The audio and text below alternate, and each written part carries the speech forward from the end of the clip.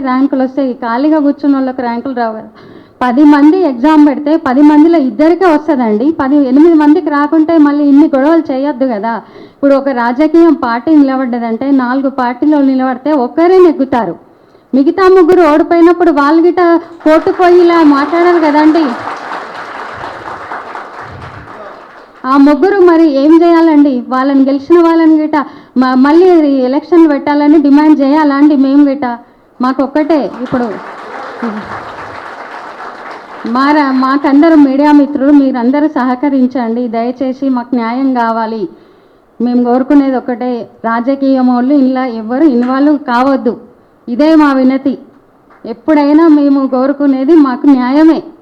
అన్యాయంగా అయితే ర్యాంకులు రావండి, చదువుకుంటేనే వస్తాయి. కష్టపడి చదువుకున్న వాళ్ళే ఉన్నారు ఇప్పుడు పిల్లలు ఎవరైనా. ఇప్పుడు